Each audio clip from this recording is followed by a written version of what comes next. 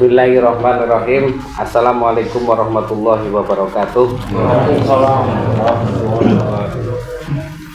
Alhamdulillah wassalatu wassalamu ala Rasulillah Sayyidina Muhammad ibn Abdillah wa ala alihi wa sahbihi wa mawalah wa la hawla wa la quwwata illa billah ma ba'da.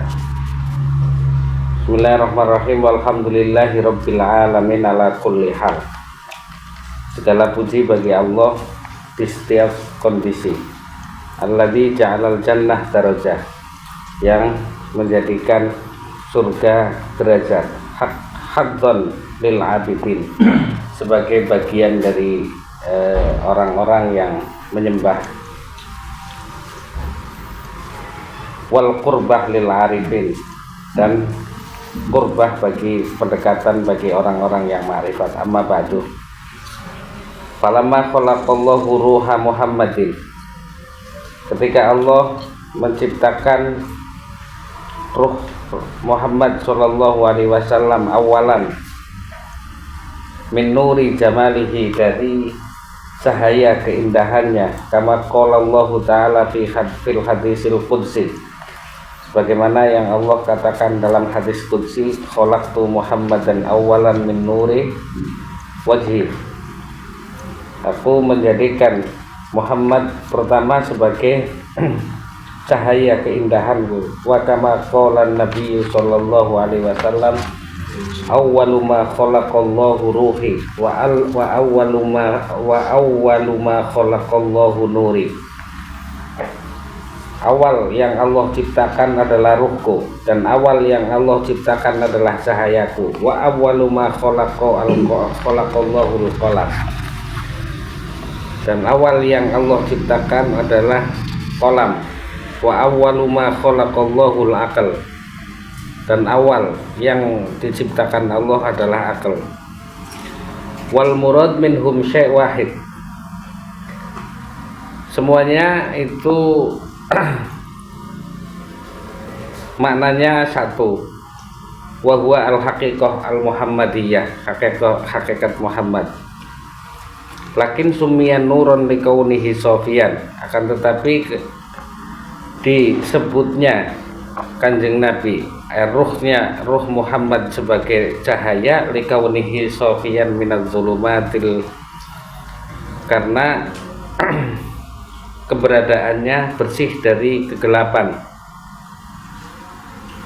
Al-jalaliyah, kama qala Allah ta'ala qad ja'akum minallahi nurun wa kitab, wa aqlan likaunihi mudrikan lil kulliyah, dan ruh Muhammad sebagai keberadaannya sebagai yang menemukan segala sesuatu. Wa qolaman, dan disebut sebagai kolam likaunihi sababan linaqlil ilmi, karena ruh Muhammad sebagai sebab pindahnya ilmu, kama annal kolam sababun naqlil ilmi, sebagaimana pulpen itu sebab daripada mindahkan ilmu min alamil hurufah fil alamil hurufah, dari alam-alam huruf. Waruhal Muhammadi khulasatul aqwal, ruh Muhammad adalah inti daripada alam semesta. Wa awwalul kainat wa asluha, kama qala sallallahu alaihi wasallam, ana minallah wal mu'minun minni. Terus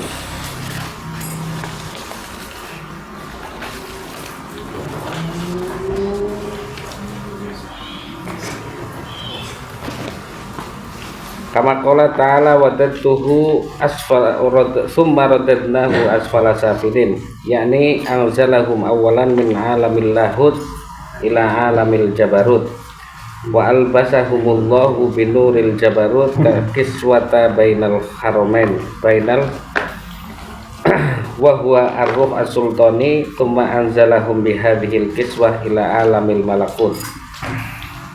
Kemudian Allah menurunkan ruh sultani ke alam malakut, thumma kasahum binuril malakut, kemudian Allah menutupnya dengan cahaya malakut. Wa huwa ruhuz rawani, itu adalah ruh rawani. Tsumma anzalahum ila alamil mulki wa kasahum binuril mulk, Kemudian Allah menurunkan lagi dari alam malakut ke alam mulk wa syahadah, wa kasahum binuril mulk wa huwa ar-ruh al-jismani.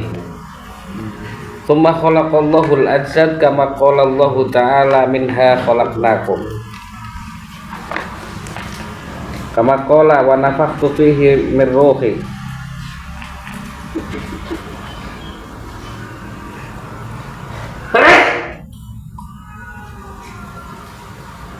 Falamma ta'allaqatil arwah bil ajsad nasiyat mattakhadat min ahdillahi al-mitsaq fi yaumi alastu bi rabbikum. Ketika ruh diturunkan ke jasad atau bergantung kepada roh, itu bergantung pada jasad, roh tersebut melupakan perjanjian pada hari di mana Allah mengatakan alastu bi rabbikum, bukankah aku Tuhan kalian. Falam narji ilal waton al-asli, falam tarji ilal watonil asli, kemudian ia tidak kembali ke tempat asalnya. Fatarhamur rahman al-musta'an alaihim fa anzala ilaihim kitaban samawiyyan. Kemudian Allah subhanahu wa ta'ala, zat yang maha rahman, dengan belas kasihannya menolong kepada mereka. Fa'anzala ilaihim kitaban samawiyyan, kemudian menurunkan kepada mereka kitab samawi, tadzkiratan lahum bidzalikal waton al asli kama qala wa dzakkirhum bi ayatihi bi ayyamillah. Ayolah intine.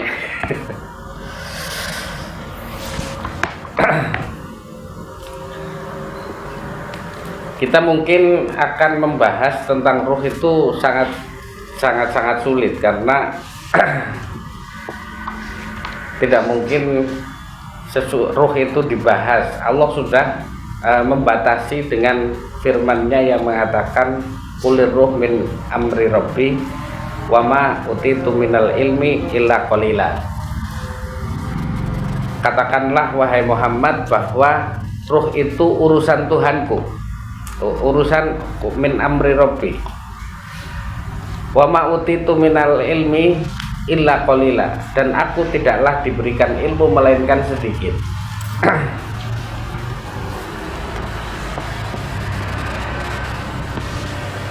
Kemudian yang dipermudah oleh ulama-ulama pada masa sekarang, ruh itu yang dimaksud adalah ma'junatun bil haibah wal mahabbah wa ta'zim ilallah.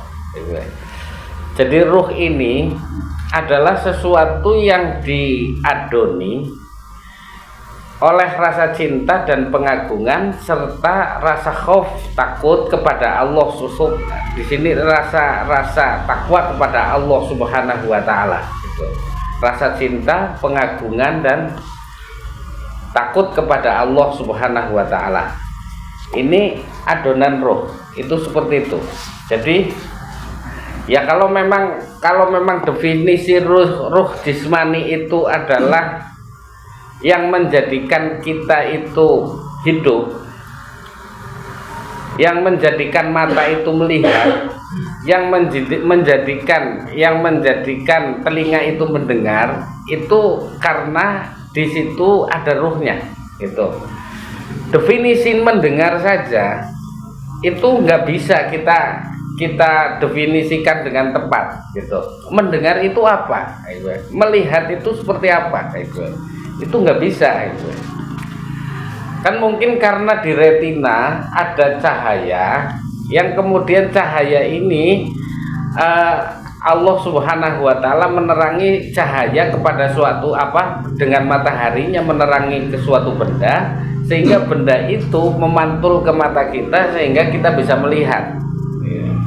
Jadi Al-Khwarizmi kan begitu, bahwa proses kita melihat itu adalah bahwa adanya cahaya yang masuk ke benda, yang menyinari ke benda, kemudian benda tersebut mantul terhadap mata kita sehingga kita bisa melihat. Jadi bukan dari ada cahaya yang di mata kita kemudian benda tersebut bisa terlihat, bukan seperti itu, tapi karena benda itu mendapatkan cahaya, kemudian cahaya itu mantul ke mata kita. Lah tapi hakikat daripada melihat kan kita nggak tahu ya. Lalu kono mengko masuk ke retina, masuk ke pupil dan lain sebagainya, sing kemudian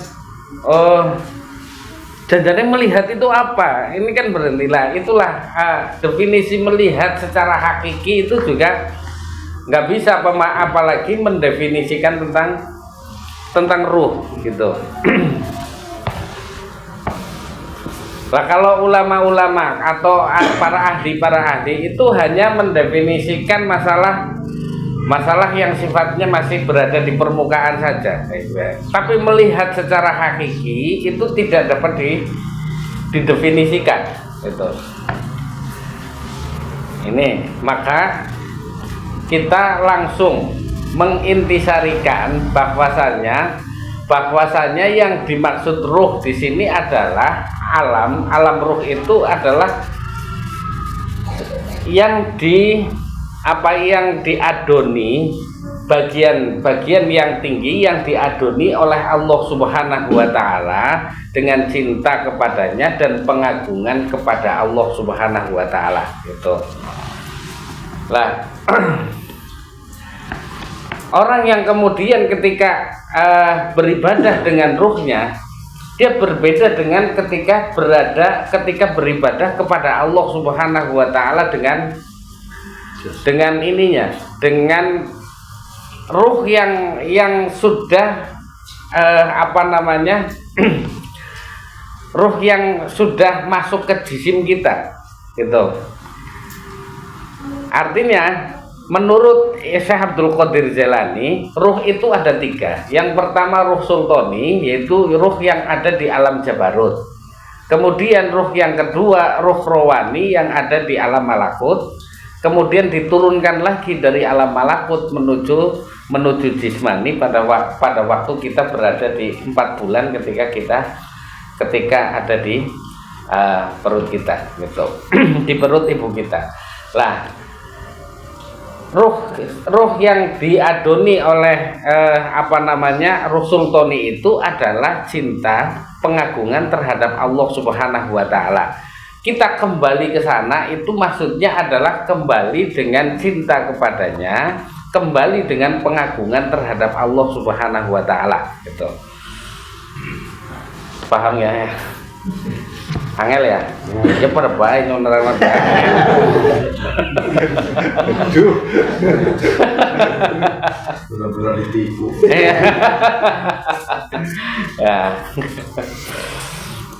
Ya. Kan ada orang satu qobadoka bihaitsu la yubki kama al basti wa basatoka bihaitsu la yubki kama al qabdi wa akhrajahuma kaila takuna duna dzalik. Ada orang yang melakukan ibadah karena Allah mempunyai sifat al-qabid.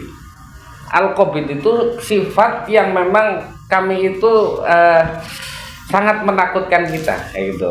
Sangat kita ketika kita berhadapan dengan nama-nama tersebut itu membuat kita takut kepada Allah. Artinya pada saat kita itu beribadah itu karena takut neraka. Ancaman Allah akan dimasukkannya ke dalam neraka. Kan sampean ketika melakukan sholat mesti karena wedi mlebu neraka. Angger langkah neraka kan ora gelem sampean sholat. Ya ora. Ya. 7 lah. Pokoknya 7. Angger kan neraka wonten nang kono ana malaikat Malik ya. Malaikat Malik itu menurut kisahnya kalau sekali ngereok itu ratusan ribu orang. Ratusan ribu orang dibalangna maring neraka. Kon yang meden-medeni banget iki lho. Lah nang kono juga ana malaikat Malik sing tidak pernah tersenyum sama sekali gitu. Malaikat Malik itu tidak pernah tersenyum ketika dijadikannya neraka, itu nggak pernah tersenyum. Dan ngadepi wong sing ora tersenyum kan jen aduh nyebeline pol kan. Ki ora tersenyum, kadang-kadang wong itu ya mungkin suatu saat tersenyum, tapi malaikat Malik itu nggak pernah tersenyum. Kan kayak begitu menakutkan gitu. Lah dengan al-muntaqimunya Allah seperti itu, maka seseorang bangkit melakukan ibadah. Tuh. Kon aja nganti kena hal-hal yang tidak diinginkan seperti itu. Lah, karena al-qabidunya Allah Subhanahu wa taala itu menjadikan seseorang putus asa, sehingga engkau walaupun takut kepadaku, jangan sampai menjadikanmu putus asa dengan rahmatku, dengan kasih sayangku.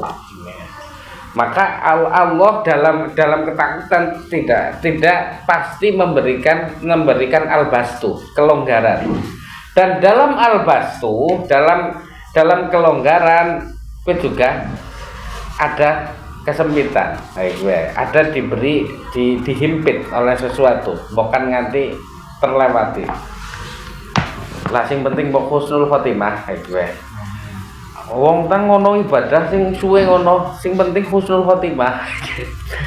Walaupun 5 menit sebelum kita meninggal, kalau kita itu ditakdirkan husnul khotimah awal orang ibadah ya orang masalah kan tapi anggar ketika kita itu ditakdirna ibadah terus mengko pada akhirnya husnul khotimah kan malah rugi bukan? Enggak. Wis ibadah kira getol-getol kok ditakdirna mlebu neraka misalnya, kan rugi ibadahnya. Al-Fakir.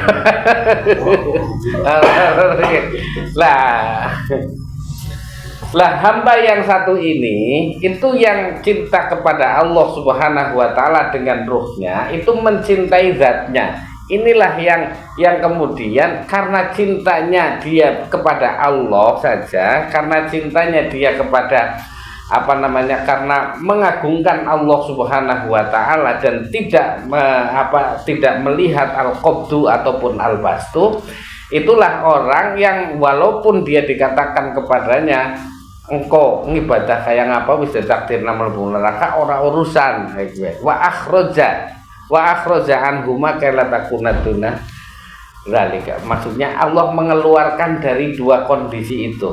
Lah, yang 2 kondisi dikeluarkan ini karena kita itu mencintai zatnya, dan kita tidak mencintai zatnya kecuali dengan ruh kita. Kalau ruh kita itu sudah sudah nyambung dengan tempat asal kita ketika kita itu dijadikan waktu itu dijadikan ruh sultani itu, yaitu ketika Allah waktu itu mengatakan alastu birabbikum qalu bala syahidna, bukankah aku Tuhan kalian? Lah akhirnya semua ruh mengatakan bahwa ya engkau adalah Tuhanku. Makanya pertanyaan yang paling berat besok di alam kubur itu malah justru man robuka. Pertanyaan-pertanyaan liane itu sulit, ringan. Siapa Tuhanmu? Nang alam kubur ini pertanyaan terberat untuk kita semua. Ya pora. Mau nekan zaman mengatakan man robuka, paling ya dan Gusti Allah kan anu gampang ya. Padahal ini pertanyaan paling sulit itu man robuka. Soalnya sing jawab gue dudu lisanul maqol, lisan dengan mulut, tapi lisanul hal, lisannya perbuatan yang akan menjawab pertanyaan itu gitu. Paham? Enggak paham. Hah? Tentang akal tak? Tadi di muka tadi ada akal. Iya. yang menjawab. Iya, bukan akal. Yang menjawab iya akal nantinya. Yang akan menjawab itu. Akal ya. Iya akal itu lisanul hal itu. Lah, pada saat ditanya man robbuka, siapa Tuhanmu? Man nabi yuka, siapa nabimu? Ma kitabuka, apa kitabmu? Pertanyaan setelah man robbuka itu sangat mudah semua. Kalau sampean bisa menjawab man robbuka, siapa Tuhanmu, maka itulah engkau itu akan dimudahkan untuk menjawab pertanyaan-pertanyaan berikutnya. Itu.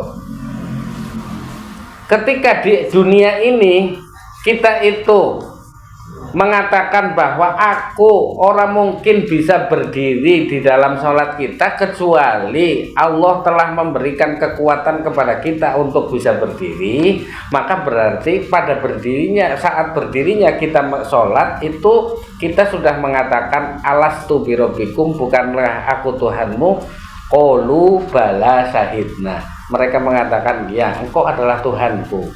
Pada saat aku melakukan sholat, pada saat aku berdiri di dalam sholat, itu saya sudah mengakui engkau adalah Tuhan, engkau adalah Tuhanku.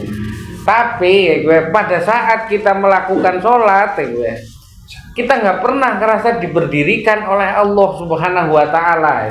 Aku bisa sholat karena aku duwe kekuatan, karena aku rung stroke. Mengko ngerbong kayak biasanya kena stroke.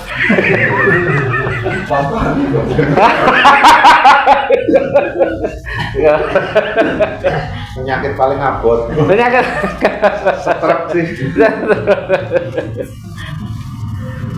Lah, pada saat kita berpuasa kita diberikan kekuatan. Siapakah yang memberikan kekuatan? Alastu birabbikum qalu bala syahidna.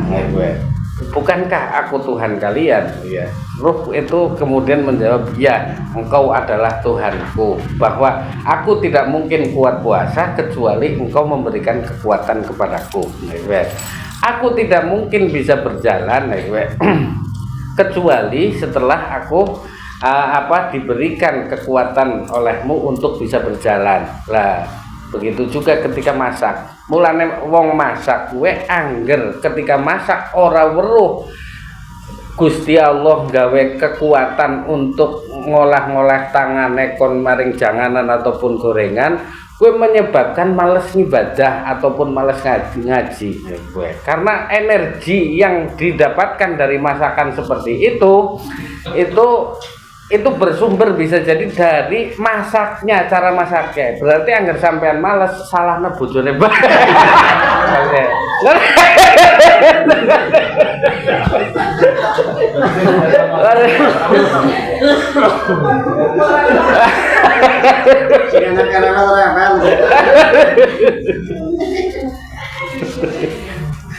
Iya. Kan energi yang baik itu akan baik juga diterima oleh kita, positif juga, baik gue. Jangan orang tangguh terus.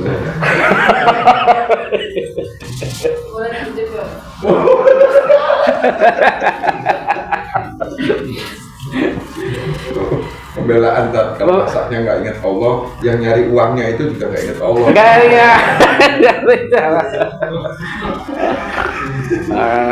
Makanya dan sulit jadi wong soleh itu sulit karena mempengaruhi yang lain.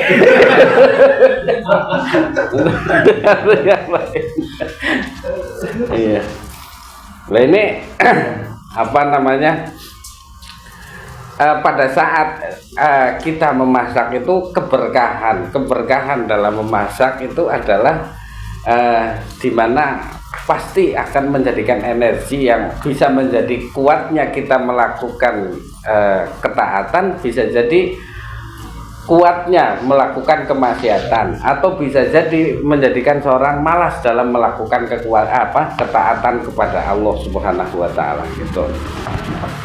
Makanya orang tua yang egois kadang melihat anaknya kok males ibadah, kayak salahna anaknya. Masak.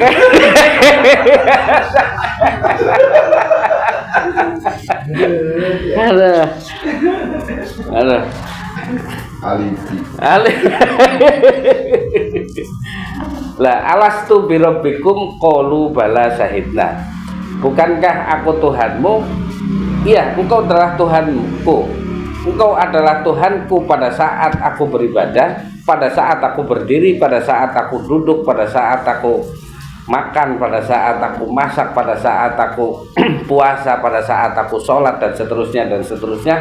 Ini perjanjian inilah yang harus selalu diingat di setiap kondisi apapun. Baik. Kira-kira paham ya? Pada saat dodolan kemudian payu gue akhirnya gara-gara nyong sing dagang. Ora. Jadi mengkonon ya tak? Iya.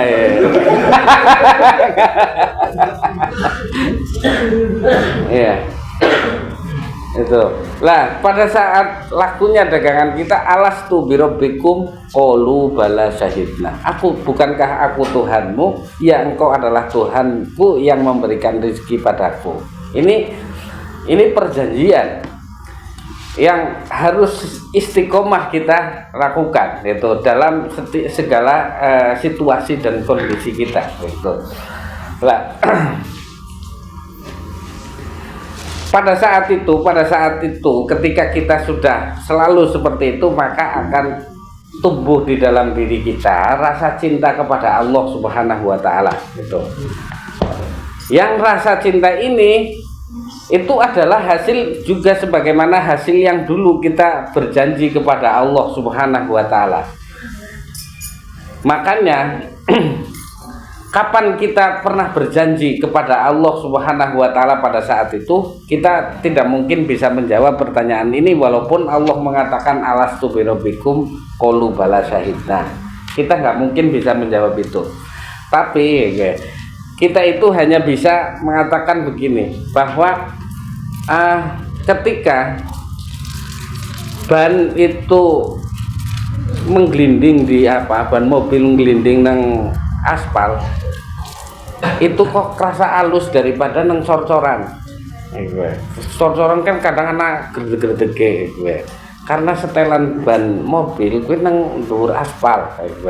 Lah ketika kita ngerasa nyaman urip nang alam dunia dengan mentauhidkan kepadanya, dengan mencintainya dan dengan mengagungkan kepadanya, berarti ruh kue wis sesuai jalane, wis kayak jalan nang aspalan. Maksud terangnya Artinya langkah susah, langkah apa ya, pokoknya wis nyaman banget, tentram, damai. Berarti karena wong susah berarti durung tauhid. Akeh-akeh urung aja. Tapi ada Kanjeng Nabi juga susah gitu. Makanya kan disebut Yaumul Huzni, hari kesedihan gitu. Hari kesedihan itu perlu diingat bahwa kesusahan Kanjeng Nabi itu bukan untuk dirinya sendiri gitu, tapi untuk umatnya gitu. Karena waktu itu jadi terjadinya Kanjeng Nabi Muhammad di Isra Mi'rajkan itu karena beberapa alasan. Salah satunya adalah pergi ke Thaif, kemudian diusir dan dilempari batu oleh orang-orang Thaif sehingga beliau sampai berdarah. Akhirnya beliau sedih, tapi bukan menyedihi meratapi nasibnya sendiri, hanya meratapi ki wong kok bodoh bae ya kayak gue. Orang deseng kayak gue ora gelem bae, kon kira besok aja sengsara kayak gue maksudnya gue. Makanya bedanya Kanjeng Nabi mobil tuku.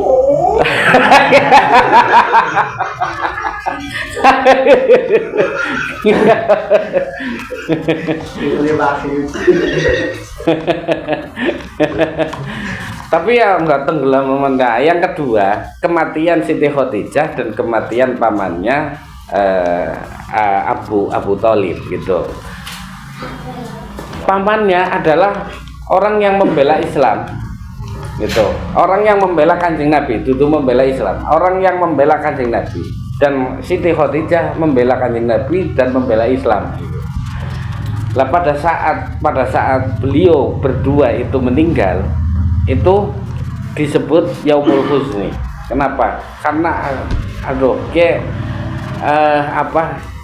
wong mengko ki ora nyong ora didukung wong loro ki ya. Kilo kan pada ngerti pangeran apa ora, cepet menyebar apa ora ya. Sementara penduduk bumi kan banyak sekali. Lah itu bukan masalah ekonomi. Kalau kita kan masalah ekonomi kan. Ya.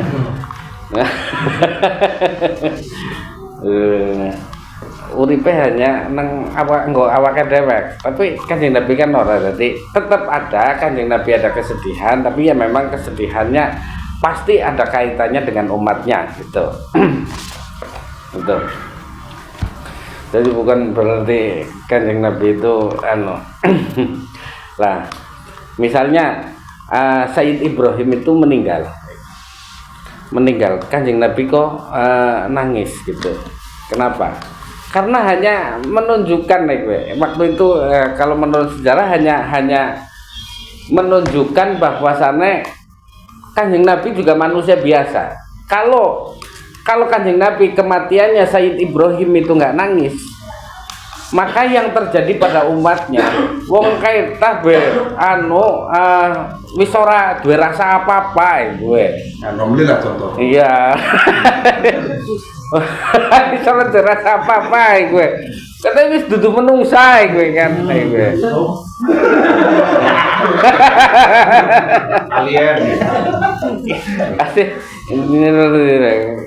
tadi kan ada sisi-sisi kemanusiaan dan lain sebagainya.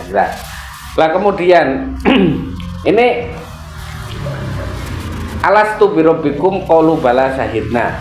Bukankah aku Tuhan kalian? Maka ya engkau adalah Tuhan. Konsekuensi jawaban yang dulu pernah kita lakukan dan sekarang kita mewujudkannya di dalam dunia melalui masa kita, melalui duduk kita, melalui berdiri kita, dalam sholat kita dan lain sebagainya, itu akan menjadikan kita nyaman karena apa yang kita perbuat itu sesuai ruh kita waktu berjanji kepada Allah bahwa engkau adalah Tuhanku. Gitu ya. Paham gak ya? Jadi di dalam diri manusia itu ada bagian yang rendah, ada bagian yang tinggi. Bagian yang rendah itu adalah kalau disebut alamus sufla, bagian rendah, alamul ulya, alam yang tinggi. Alam yang tinggi itu majunatun bil mahabbah wa ta'zim. Bahwa alam yang tinggi itu diadoni dengan cinta dan pengagungan terhadap Allah Subhanahu wa taala. Kalau alam yang rendah yaitu asal muasal jasad kita yaitu dari tanah, maka kebutuhan yang kita butuhkan itu berasal dari tanah gitu. Seperti buah-buahan dan lain sebagainya seperti itu. Nah, ini yang kemudian terkadang kalau dominasi alam sufla ini, alam yang rendah ini sangat kuat di dalam diri kita, maka akan menghijab alam ulya, alam yang tinggi. Artinya kalau kita mempunyai kecerdasan, kemudian kecerdasan tersebut kita gunakan untuk kepentingan-kepentingan yang sifatnya alam rendah itu, maka akan menghijab alam-alam yang tinggi itu. Karena menungsa itu berdasarkan pengetahuannya, berdasarkan motivasinya ataupun azimahnya untuk berpikir sesuatu, untuk memutuskan sesuatu. Misalnya dalam polemik pagar laut misalnya, jadi anggar Pak Khalid kan ngomong, anggar ketika otak kita itu ditutupi oleh kepentingan sementara seperti jabatan, makanan dan lain sebagainya, maka otak kita sudah gak murni, nggak bersih itu karena terhijab oleh ini. Hijab inilah yang kemudian akan kita itu kehilangan perjanjian terus selama hidup kita. Kita nggak pernah akan nyampe pada pemikiran-pemikiran yang murni, akal yang murni itu, karena terhijab oleh kepentingan-kepentingan sementara gitu. Nah, gue kan angel banget. Nah itu jadi untuk sampai kepada ruh sultani, kata Syekh Abdul Qadir Jailani itu seorang itu kadang membutuhkan mursyid gitu. Jadi kalimat ini gitu. Siapakah mursyid? Orang yang telah dibukakan batinnya oleh Allah Subhanahu wa taala untuk membawa orang-orang seperti kita menuju ke Allah Subhanahu wa taala gitu. Tapi pada saat ini kita itu memilih seorang mursyid itu sangat kesulitan gitu. Kalau orang toriko kan kadang sudah mursyidku adalah itu gitu. Tapi kalau melihat kriteria yang seorang ulama yang akan membawa kita menuju kepada Allah Subhanahu wa taala itu sangat kesulitan. Pertama, kita harus mencari orang yang membaca la ilaha illallah di tingkat yang keempat. Tingkat pertama, la ilaha illallah kita adalah kita mengucapkan la ilaha illallah tapi artinya ingkar. Yang kedua, kita membaca la ilaha illallah dan akalnya, otaknya itu tidak menolak gitu. atau bisa fokus dengan la ilaha illallah. Yang ketiga itu melihat yang banyak menjadi satu. Nah, ya. Kalau yang keempat itu hanya melihat satu yang disebut itu. Lah, pada masa Imam Ghazali di awal abad ke-6, Imam Ghazali meninggal di 505 Hijriah. Gitu.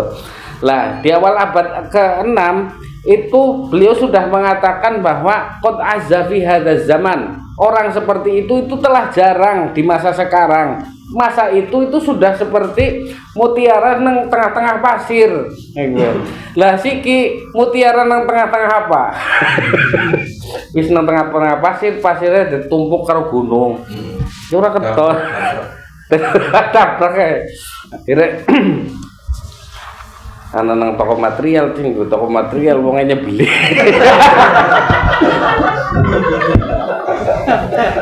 Pasirnya ya akhirnya orang bisa golet ya mursyid. Nah itu mursyid. Jadi kita memang membutuhkan mursyid kata Syekh Abdul Qadir Jailani. Hanya saja kalau kita dikasih benar-benar dikasih tahu bahwa itu benar-benar seorang mursyid yang hakiki, kita mungkin bisa seperti itu. Tapi menemukannya kita seorang mursyid yang hakiki itu tidak menghalangi kita untuk menjalankan apa yang diajarkan oleh Kanjeng Nabi gitu, dan yang diajarkan Al-Qur'an itu. Karena misalnya banget golet maring di golet nang toko material anu mutiarane nang kono pas lagi bobot-bobot. Nah, itu kan dari ini salah satu daripada kita itu agar bisa kembali ke ruh sultani yang dulu itu telah berjanji kepada Allah untuk mengatakan engkau adalah Tuhanku. Ini. Jadi intinya dalam mukadimah ini Syekh Abdul Qadir Jailani itu dalam 24 bab yang akan kita baca itu pokoknya berbicara semuanya mengenai manusia dan yang ada di substansi manusia, hakikat manusia dan lain sebagainya, baik mengenai tentang jasadnya ataupun mengenai tentang ruhnya, dan bagaimana agar ruhnya itu bisa kembali kepada Allah Subhanahu wa taala. Intinya seperti itu. Tapi dalam tulisannya kadang pola-pola yang ditulis oleh Imam Ghazali saya belum menemukan. Pola tulisannya seperti apa? Kalau pola penulisannya Imam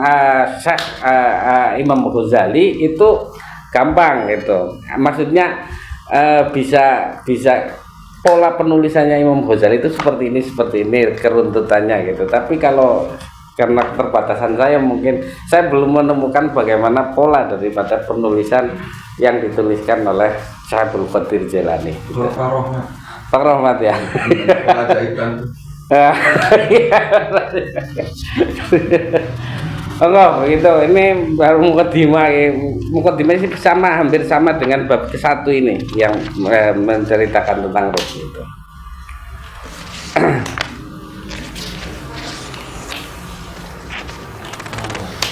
Itu berarti masih mukadimah kan? Ya sebenarnya sudah bab 1 bisa sedikit paling langsung bab 2 karena hampir sama. Iya. Jadi kembali itu bukan berarti bukan kembali maksudnya itu dalam bahasa Indonesia ya tadi ya? Iya. Bukan ya? Bukan. Kembali kepada ini itu artinya Iya. itu bukan kata kerja, bukan. Bukan ya. Tapi bentuk dari sifat. Ya ke Bahwasanya asalnya kita tuh ini Ruh Sultani, iya. Ruh Sultani. Iya. Berarti kita semua ini aslinya marifat. Iya, aslinya itu marifat, kemudian menjadi bodoh dan disuruh pinter lagi. Oh, Iya. jadi kembalinya itu artinya kalau misalnya artinya bukan kembali itu artinya suatu kata kerja, tapi mulai dibersihkan dari kerak-kerak yang menutupi itu. Gitu. Iya. Supaya kelihatan lagi bahwasanya aslinya kita ini marifat. Marifat, aslinya itu kita marifat. Betul. Ya, awalnya beli ngumpangi Juliman kan. Jadi aslinya marifat kita. Jadi aslinya marifat tapi terus bodoh. Padahal enak tak ngumpangi Juliman. Enggak.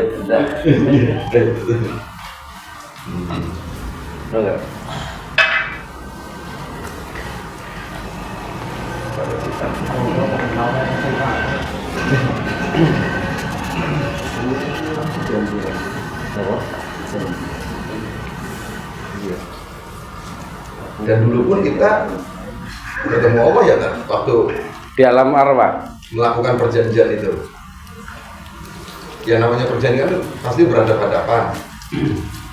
Iya Pak Haji, ini jadi hanya saja kita itu waktu menjadi di alam arwah itu perjanjian dalam menerima apa namanya, menerima perjanjian itu berbeda-beda. Ada yang menerimanya dengan Gusti Allah itu medeni. Akhirnya ketika urip ya madan anulah wedi terus hawane. Ada ruh yang menerimanya dengan Ketawa. dengan takdim, pengagungan ataupun cinta ya. Akhirnya dia rileks urip nang alam dunia ya. Ada yang ini penerimaan ini itu akhirnya berkumpullah orang-orang yang pada saat itu penerimaannya sama dengan orang yang penerimaannya sama pada saat ruh itu berada di dalam jasad masing-masing. Makanya mesti wong seneng karo kelompoknya dewek-dewek. Iya. Orang mungkin anak wong apa namanya senengnya Vespa kumpulnya karo sing seneng BMX misalnya. Karena ruhnya itu sudah BMX kayak gue. Berarti seperti jadi karakter ya. Iya. Makanya satu-satu orang tuh beda-beda itu mungkin itu berdasarkan perjanjiannya. Ya, penerimaan perjanjian pada saat itu menurut pemikirannya Syekh Abdul Qadir Jalani. Tapi ini jadi lucu kan? Semua Allah yang menciptakan, termasuk kehendak bebas juga Allah yang menciptakan. Ya. Jadi Allah janji sama Allah. Allah Janji sama Allah. Iya. Kan yang memberikan ruh Allah, yang menciptakan ruhnya Allah, terus memberikan kehendak bebas Allah, terus kan jadi Allah omong-omongan sama ciptaannya gitu. Omong-omongan sama ciptaannya ya. Kan jadi lucu. Iya. Bikin perjanjian dengan ciptaannya. Iya. Ini apa namanya? Karena pakai pikiran, tidak pakai akal. Karena pakai pikiran, pakai logika ini. Ya, dari awal dulu kan logika kan menyesatkan. Karena harusnya kan untuk mengambil keputusan kalau logika dipakai itu kan. Nah ini kan kalau misalnya yang sering terjadi itu kan logika kita kan dipakai untuk berangan-angan. Ini kan angan-angan kita kan saya nyiptain komputer, terus saya ngobrol yuk. Ya, komputer ngerti nyok apa ora? Ya ini ya artinya terus kamu nanti ngerjain ini ya gitu kan. Ya. Kamu ngerjain ini ya, terus komputernya jawab enggak. Iya, iya. Saya nggak mau. Iya, ketika lagi diciptakan di alam roh penciptaan gitu, iya. Tapi terus lupa. Nah mungkin di sini konsepnya penangkapan saya itu kita untuk kembali itu untuk mengingat kembali perjanjianmu dulu dulu. Iya. Enggak. Yang nyiptain siapa? Allah. Yang nyiptain komputer siapa? Manusia. Manusia. Sama kan roh yang nyiptain Allah. Terus ajak omong-omongan. Diajak omongan. Ketika jalan komputer itu mulai melenceng, dia mulai banyak error atau apa, terus ya harapan kita sebagai pencipta si komputer itu akan ingat lagi awal kamu diciptakan tuh dulu perjanjiannya kayak gini loh, kayak gitu. Komputer ini, komputer A umpamanya untuk menghitung, komputer B untuk menulis, komputer C untuk ini. Kamu tuh ingat, kembali mungkin kalau konsep ini kembali mungkin di sini. Iya, logikanya. Iya. Ini kan pakai logika di awal. Pembentukan ya. Iya. Logika di awal itu kan nyiptakan komputer. Nyiptakan komputer. Komputer becuk kan tidak dibuang. Iya. Ya kan? Tapi di sini ada keistimewaan disayang. Iya. Iya. Kan gitu. Jadi ini agak kenapa saya pakai bahasa lucu? Iya. Kan lucu nih Tan. Iya, betul. Dibikin sendiri sama seperti kita bikin boneka lah kalau komputer tuh ini. Iya. Boneka bisa ngomong nih. Terus aja ngomong-ngomongan. Iya. Ini gitu. Iya, betul. Nah, sifatnya boneka ini untuk apa? Iya. Untuk beribadah kepadaku misalnya gitu. Mengenalku, iya. Iya kan berarti Allah butuh pengakuan. Iya. Padahal kan enggak tak. Hah? Padahal kan Allah kan nggak butuh pengakuan. Enggak. Enggak kan? Enggak. Nah, atau Allah kesepian, butuh mainan. Enggak. Enggak juga kan? Iya. Terus ada orang bikin boneka-bonekaan, bikin manusia, bikin kucing. Kan gitu kan? Iya, betul. Nah, mungkin ini baru pakai akal kita. Mungkin yang dimaksud di sini adalah bahwasanya begitu istimewanya Allah. Iya. Si ciptaannya ini diberi rasa, kehendak bebas. Komputer kan nggak bisa punya rasa. Boneka nggak bisa punya rasa. Iya. Maka mungkin ini sebagian dari zatnya ditaruh di manusia ciptaannya. Jadi aslinya bukan perjanjian menurut saya, tak? Iya. Dan bukan untuk mainan, bukan untuk apa. Hanya melingkupi bahwasanya di sini menjadi interval tertentu. Interval apa ya bahasa Indonesianya? Itu bahasa anunya. Jadi bagian-bagiannya Allah. Iya. Kucing, manusia atau apa? Iya. Bagiannya Allah. Jadi menurut saya itu bukan perjanjian. Walaupun iya betul perjanjian tak. Ya. Bahwasanya ini kamu bukan perjanjian yang seperti kita berjanji. Kita berjanji bukan. Kalau menurut saya itu, menurut saya nggak ahli tafsir ya tadi ya. Enggak, bukan bermaksud mengkoreksi tafsirnya, enggak. Bukan. Gitu. Jadi wa nufikha fihi min ruhi. Aku sebulkan ruhku ke dalam manusia. Artinya di situ bahwa ruh itu adalah salah satu dari bagian, maksudnya tidak bisa dikatakan bagian zatnya, tidak. Karena zatnya Allah itu mukhalafatul lil hawadits. Itu. Tapi ruh wa nufikha fihi mir ruhi itu adalah makhluk yang tidak dijadikan dengan kun, gitu. Kun itu adalah seperti jasad kita dijadikan dengan kun, seperti bumi, planet-planet dan lain sebagainya dijadikan dengan kun fayakun itu. Tapi itu adalah ruhi, ya berarti pada baik kalimati menurut itu kalimatku, ruhi itu adalah ruhku, maksudnya begitu. Tidak mungkin kita bisa menuju ke arah situ, menganalogikan. Ya, menganalogikan itu. Lah, karena ada ruhku di situ, pasti ki nyambung karo aku inilah sesuatu yang akan nyambung dengan saya. Sesuatu yang nyambung dengan saya, kata Allah itu kemudian dijanji untuk selalu mengatakan engkau adalah, aku adalah Tuhanmu, gitu. Gitu. Paham nggak? Jadi kau paham banget ya ngel. Iya. Nah, jangan terlalu paham nanti malah salah paham. Salah paham. Iya. Malah jatuhan maning. Karena tadi kita pilihkan aja bahwasannya ruh itu adalah yang diadon ya, yang diadon melalui dengan cinta dan pengagungan kepadanya. Gitu. Rasa kan berarti. Rasa. Iya. Kalau rasa kan nggak bisa dilogikakan. Nggak bisa, ya. Secanggih komputer apapun. Nggak bisa.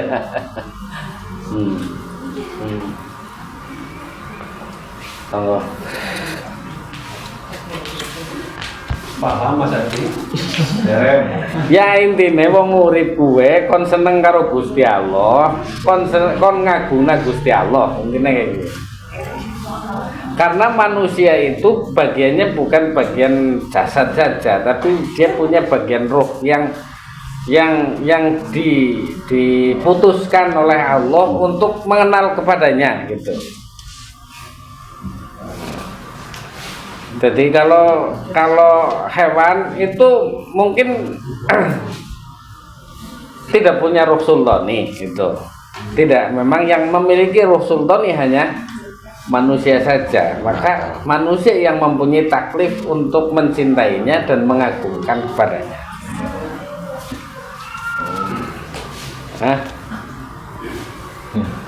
Memang angel banget ya.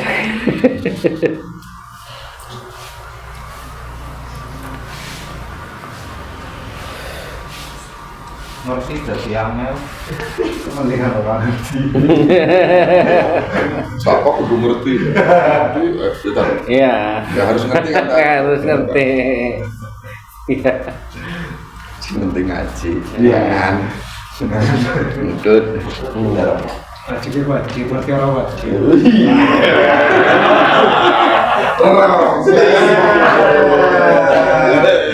Nanti jam 11 dalil biasanya. Bukan nyambung.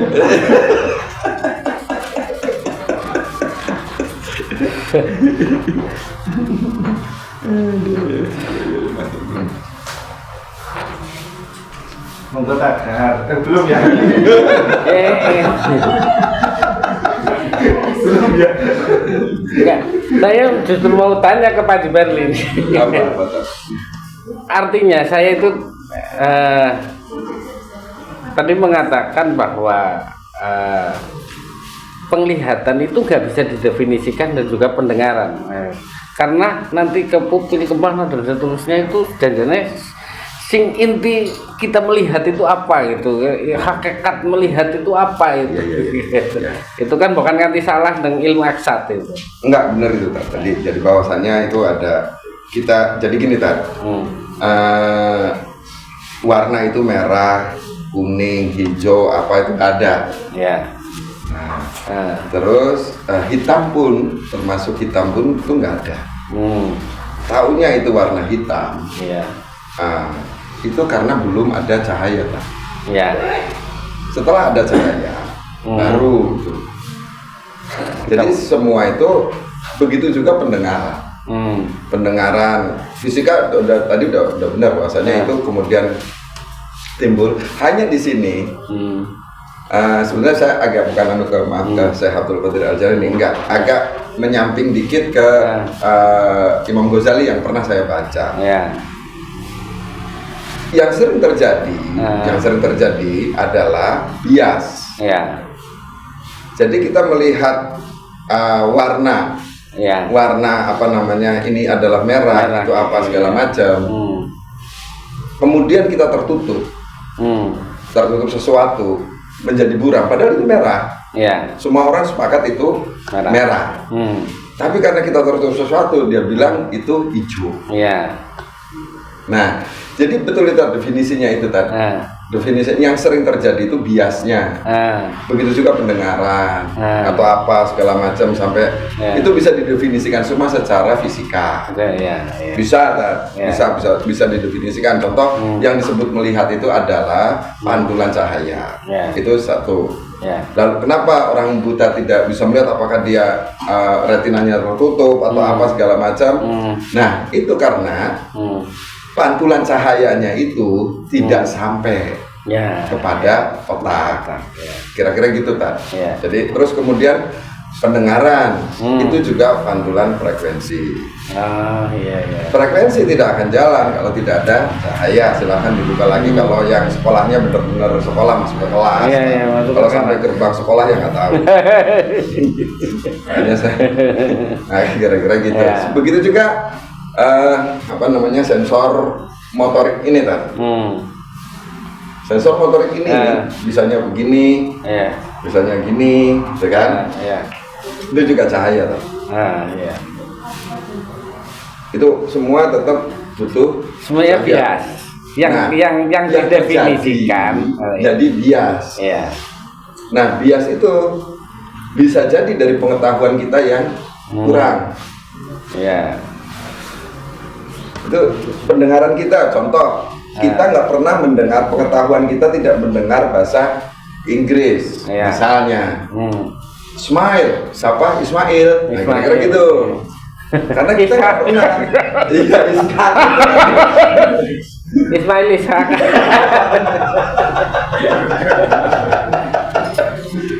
Sama karena pendengaran kitanya tidak pernah mendengar Ismail, yang sering didengar Ismail.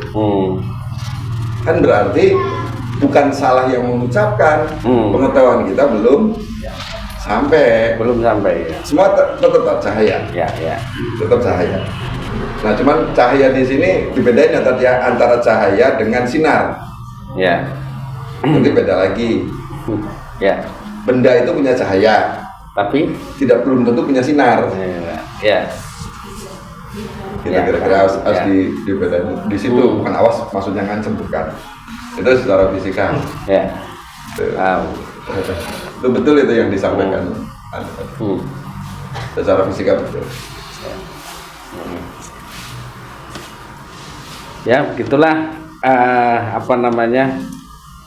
kita hanya mengenal sedikit tentang ruh, dan ya intinya menurut Syekh Muhammad Said Ramadan Al-Buti dalam kitabnya ketika beliau menerangkan wa nafakhtu fihi min ruhi, itu adalah beliau langsung mengatakan bahwa intinya ruh itu adalah cinta dan pengagungan kita kepada Allah Subhanahu wa taala, maksudnya diadon seperti itu, sehingga kalau orang dalam hidupnya hanya mengejar cinta dan pengagungan kepada Allah, itu berarti telah nyambung dengan perjanjian yang telah dulu ketika kita berada di alam arwah. Itulah, semoga bermanfaat fid din wad dunya wal akhirah. Allahumma amin ya rabbal alamin. Wallahu minkum.